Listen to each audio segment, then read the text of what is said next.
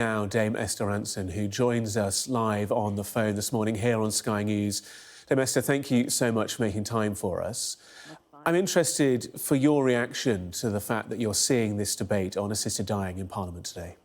Well, I think it's terribly important because there's been a recent parliamentary report by the Select Committee who looked at assisted dying around the world, because there are now a number of other countries, Australia, Canada, the Netherlands, parts of the USA, many other countries that have now reformed their own laws to make sure that there are proper legal precautions protecting everybody, but that when somebody is at the last stages of an illness and finding it unendurable and in agony and asking for someone to help them die, that it is allowed.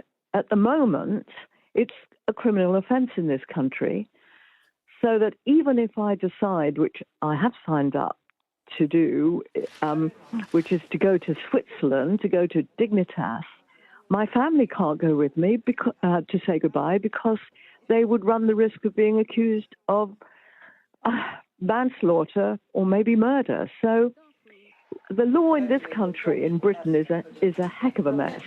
And this debate is a very good opportunity for parliamentarians to discuss it. This is a debate that's governed by both heads and hearts, as you will be aware more than anybody else.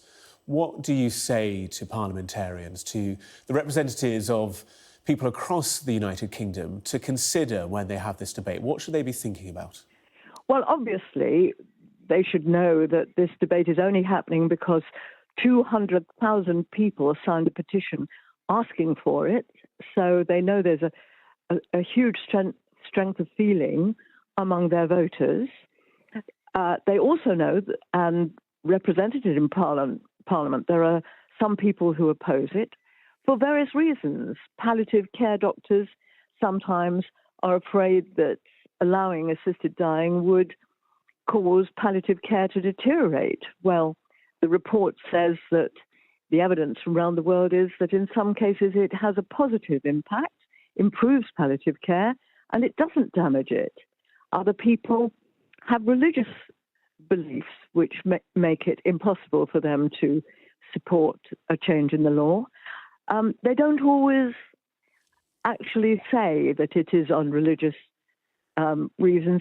I wish they would, because it makes it much clearer for the rest of us to understand their point of view.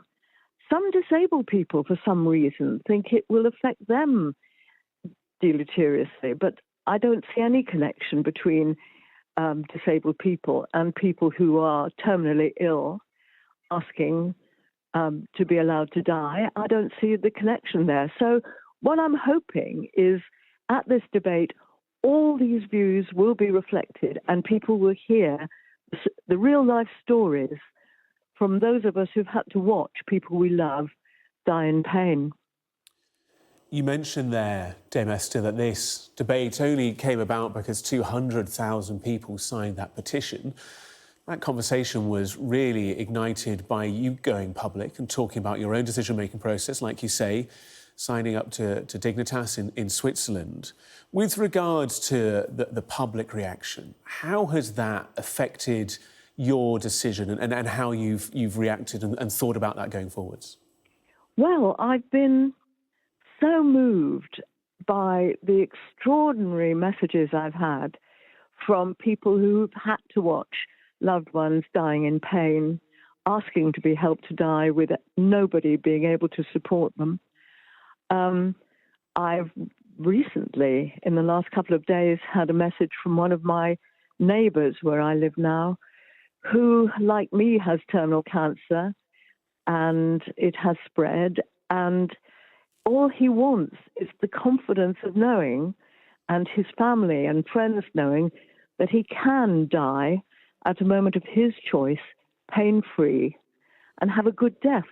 And that's all people seem to be writing to me about, that it's their life, it's their choice, and they would like to be able to choose a good death. The last time the Commons voted on an assisted dying bill in 2015, it was defeated 330 votes to 118. As and when, if there is a vote this time round, how hopeful are you that there will be a different outcome, one that you're looking for? Well, there won't be a vote after the debate this afternoon because it's a Westminster Hall debate, and so it can't change anything.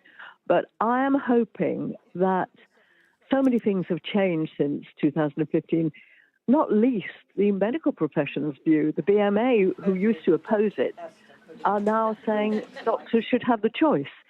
So I believe that we have discussed it fully. More of us have experienced other people's death or are facing death ourselves, and that this does mean, and of course the evidence from around the world shows that times have changed, minds have changed. It's time the law has changed.